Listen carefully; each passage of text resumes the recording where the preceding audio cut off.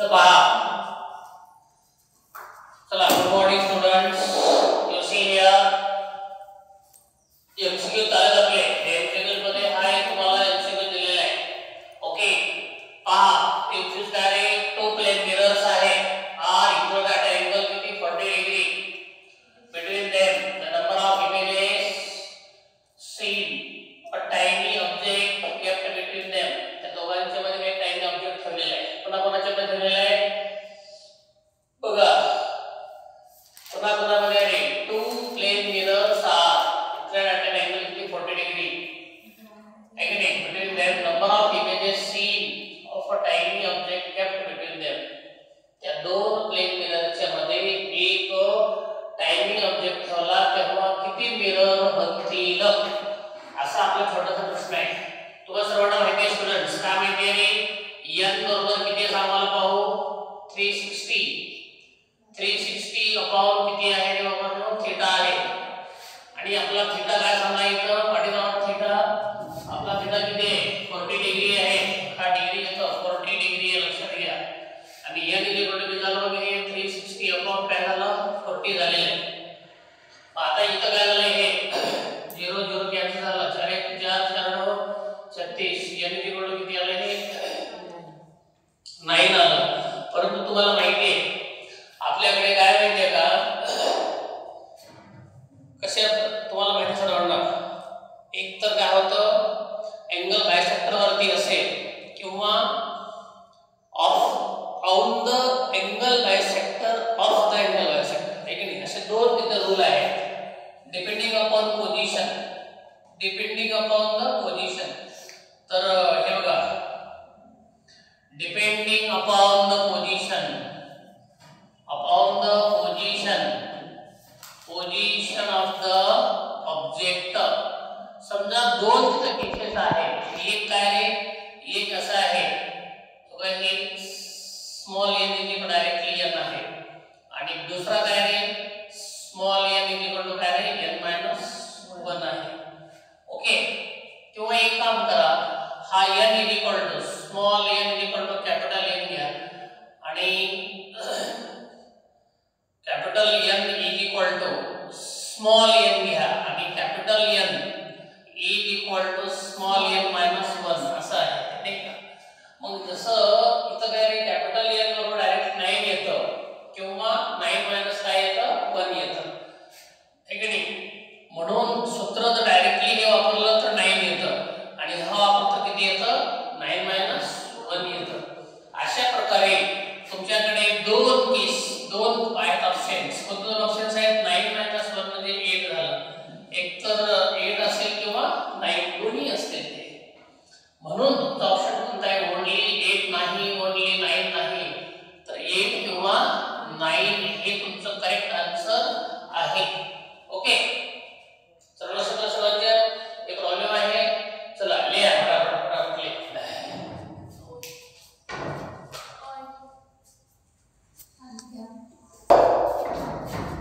चला students, you see here JW bank मध्ये 2019 मध्ये हा प्रश्न आलेला होता. ओके, पहा कसा होता, अतिशय सोपा प्रश्न आहे. तुम्हाला सर्व फॉर्म्युले दिलेलीच आपण त्या पद्धतीने बघा. An object is placed at a distance of किती 40 centimetre in front of a convergent length. तो कोण आहे, इन फ्रंट आहे, इन फ्रंट कोणाच्या कन्वर्जंट लेंथच्या, म्हणून हे u झालं. परंतु u काय झालं रे, u किती आहे, इन फ्रंट आहे ना, तो म्हणजे झालं ते मायनस घ्यायचं. ओके, फोकल लेंथ किती आहे, फोकल लेंथ आहे in front of length of focal length in front आहे, लक्षात घ्या. डिस्टन्स एवढा आहे. कसं असतं, ऑब्जेक्ट हा लेफ्टला असतो म्हणून हे घ्यायचं, आणि फोकल लेंथ इन फ्रंटला असेल तर प्लस घ्यायचं, आणि अदर साइडला असेल तर मायनस घ्यायचं. इन फ्रंट आहे म्हणून आपण काय घ्यायचं, 10 सेंटीमीटर प्लस घ्यायचं, काय फोकल लेंथ आहे. तर ह्या दोघांवरून तुम्ही काय करणार आहे, v काढा. पहिला दोघांवरून v काढा. तुम्हाला सर्वांना माहिती आहे स्टुडंट्स, का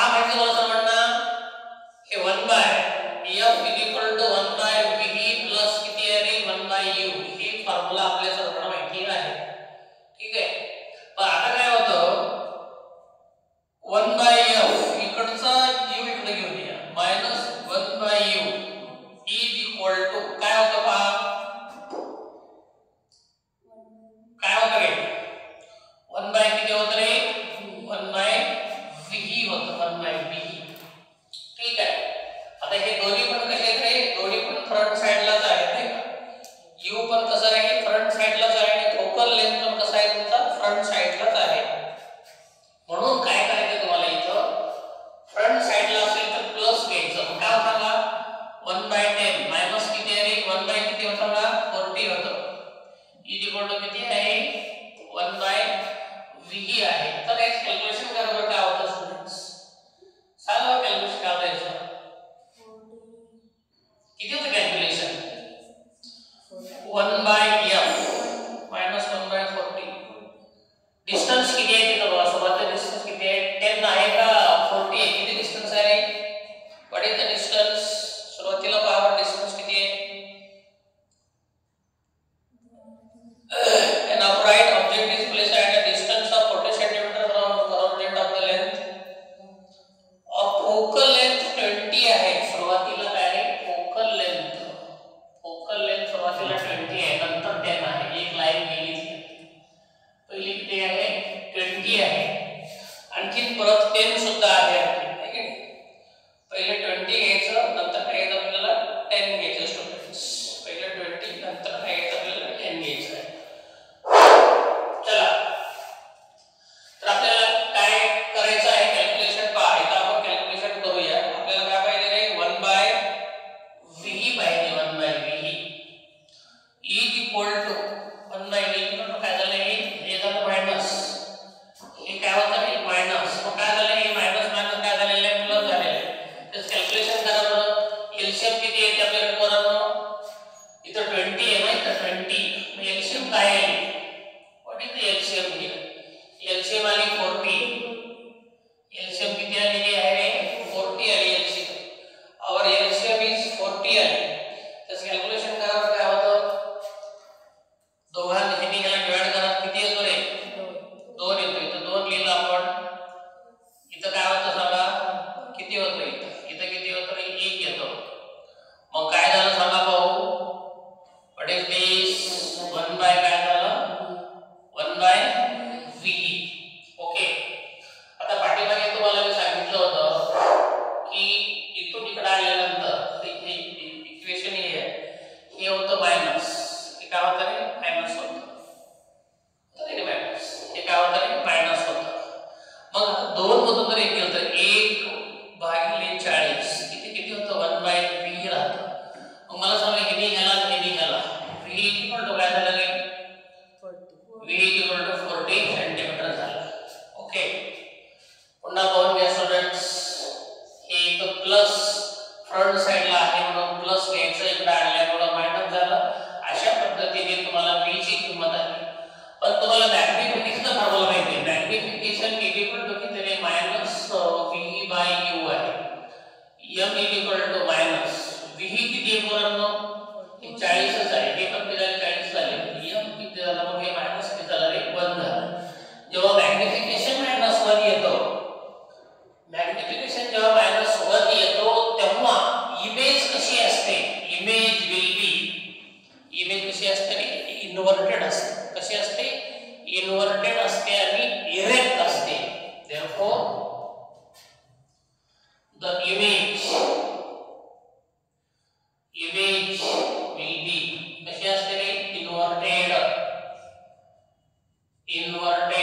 अँड इरेक्ट म्हणजे ताठ असते. इमेज कशी असते? इन्व्हर्टेड आणि ताठ असते आणि सेम असते. Same side. हे पण किती आहे रे? 40 आहे. हे पण किती आहे रे? 40 आहे. दोन्ही पण किती आलं? 40 आलेलं आहे. म्हणून आता पहा, सेम साइडवर आलं. तुमची एक केस झाली. दुसरी केस अशी आहे की त्या ठिकाणी हे बघा स्टुडंट्स, परत किती आहे रे? हे 60 सेंटीमीटर आहे आणि फोकल लेंथ दुसऱ्या वेळेला किती घेतलं? सेकंड केस मध्ये किती घेतले? फोकल लेंथ किती आहे? 10 आहे. सेकंड केस मध्ये फोकल लेंथ किती घ्यायचे तुम्हाला? f किती घ्यायचे पोरांनो? f हे 10 घ्यायचे. पहिल्या केस मध्ये कारण कसं आहे बघा, हे 60 centimetre at a distance of 60 centimeter on the other side of the lens. लेन्सच्या दुसऱ्या बाजूला किती अंतरावर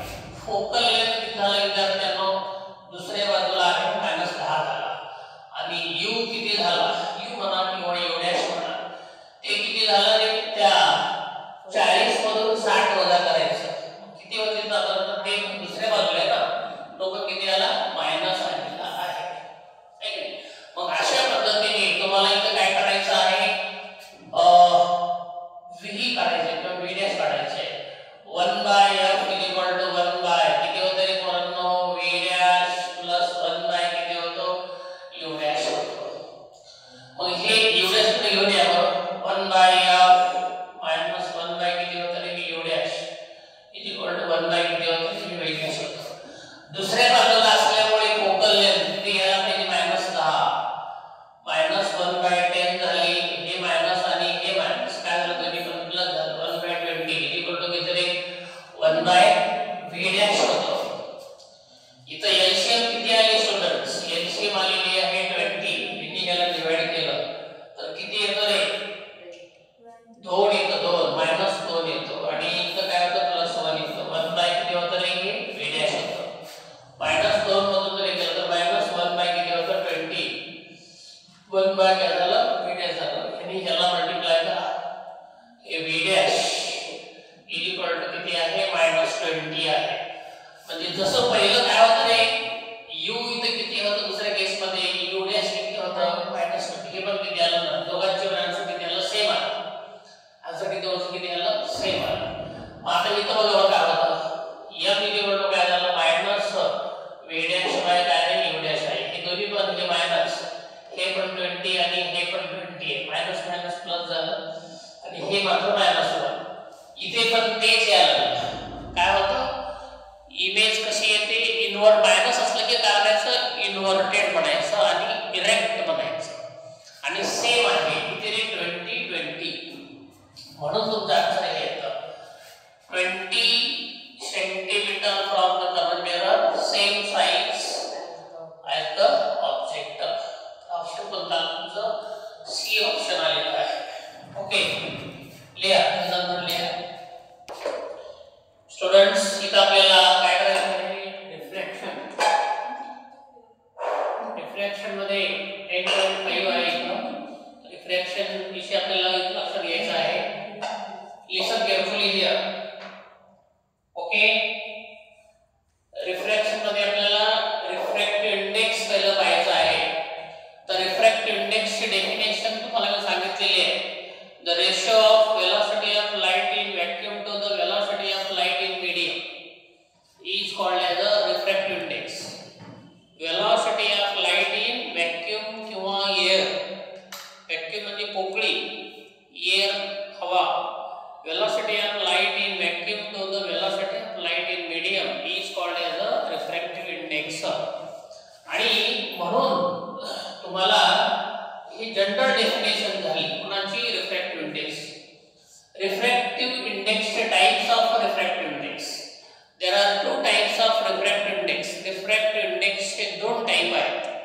पहिला आहे ॲब्सोल्यूट रिफ्रॅक्टिव्ह इंडेक्स, दुसरा आहे relative refractive index. Absolute refractive index म्हणजेच काय आहे? तोच रेशिओ आहे, तोच गुणोत्तर आहे. कोणाचा रे? velocity of light in vacuum to the velocity of light in medium is called as a absolute refractive index. absolute चा अर्थ आहे खरोखर. ओके म्हणून the ratio of speed of light in vacuum to the speed of light in a medium is called as absolute refractive index. आणि म्हणून हे पाहिजे CV म्हणजे काय? velocity of light in vacuum. CM म्हणजे काय? velocity of light in medium. Okay हे झालं ॲब्सोल्यूट रिफ्रॅक्टिव्ह इंडेक्स. त्याच पद्धतीने तुम्हाला relative refractive index. The ratio of velocity of light in one medium to the velocity of light in second medium. 2 medium असतं. समजा एक ग्लास मीडियम आहे, water medium आहे. वेलोसिटी ऑफ लाइट चा ratio 2 medium मधील वेलोसिटीचा आपण जर रेशिओ घेतला तर त्याला म्हणायचं relative refractive index. Velocity of light in one medium to the velocity of light in second medium. 2 medium मधील वेलोसिटीचा जेव्हा तुम्ही रेशिओ घेता तर त्या रेशिओला म्हणायचं रिलेटिव्ह रिफ्रॅक्टिव्ह इंडेक्स.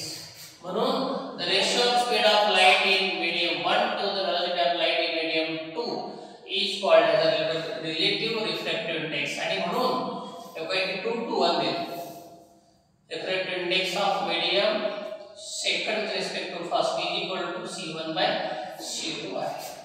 आणि एक छोटासा पॉइंट आहे तो बोलतोय refractive index of a glass slab आहे. ग्लास स्लॅब म्हणजे जसं एखाद्या काचेचं एक मोठा आता काय आहे एक तुकडा आहे त्याला आपण स्लॅब म्हणतो. तर त्याचा रिफ्रॅक्टिव्ह इंडेक्स कसं काढायचा? Real depth upon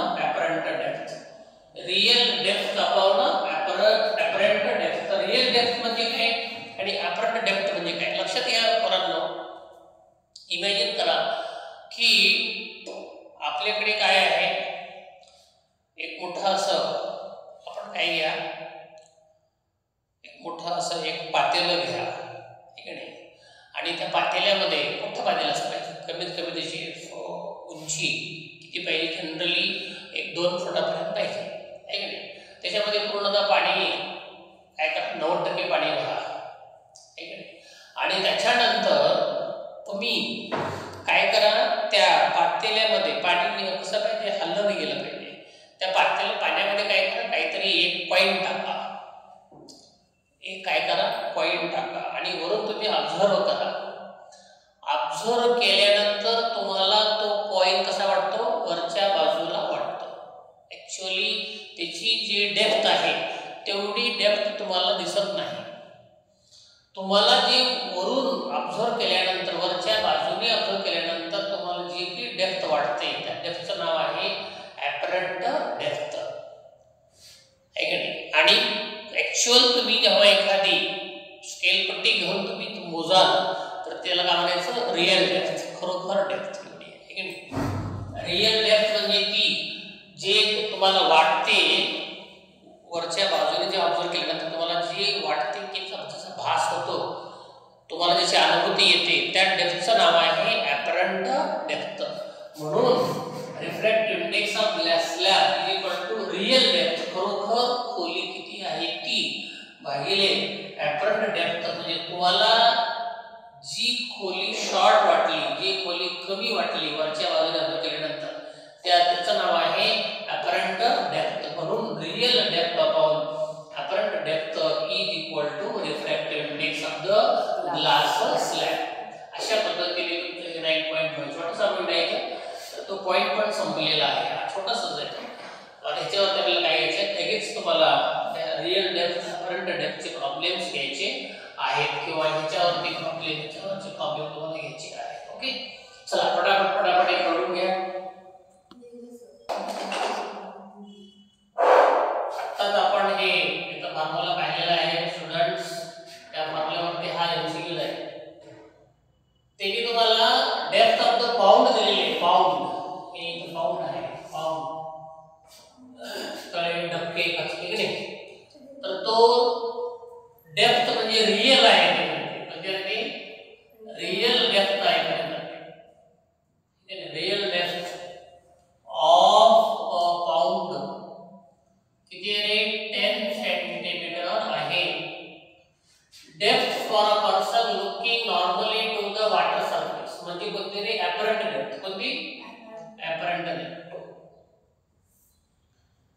apparent depth तुम्हाला काढायची आहे, ॲपरंट डेप्थ, आहे की नाही, हे तुम्हाला काढायची आहे. रिफ्रॅक्टिव्ह इंडेक्स ऑफ वॉटर ते दिले तुम्हाला, काय दिलेलं आहे रे, 4/3 दिलेलं आहे.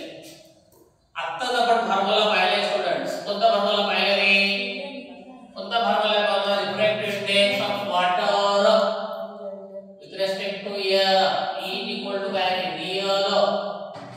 रिअल डेप्थ आहे फॉर्म्युला, रिअल डेप्थ अपॉन काय, ॲपरंट डेप्थ आहे. तुम्हाला ॲपरंट डेप्थ काढायची स्टुडंट्स, तर त्याला इकडे या, याला इकडे आणा, काय होतं बघा, apparent depth is equal to काय, real depth upon air, refractive index of water with respect to air. हे किती आहे, रिअल डेप्थ किती आले, 10 आले, रिफ्रॅक्टिव्ह इंडेक्स किती आहे, 4/3, किती आहे, 4/3 आहे.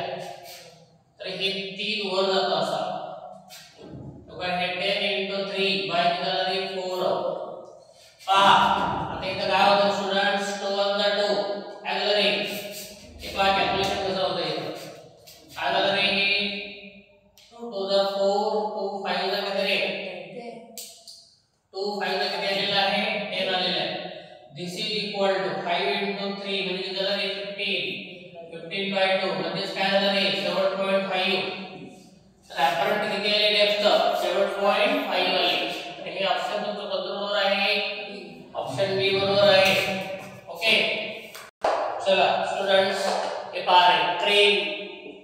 flying 6 meter above the still water. Okay. हा जो क्रेन आहे क्रेन. ओके. काय करतो आहे पाण्याच्या वरून 6 मीटरवरून तो फ्लाय करतोय, उडत आहे की नाही.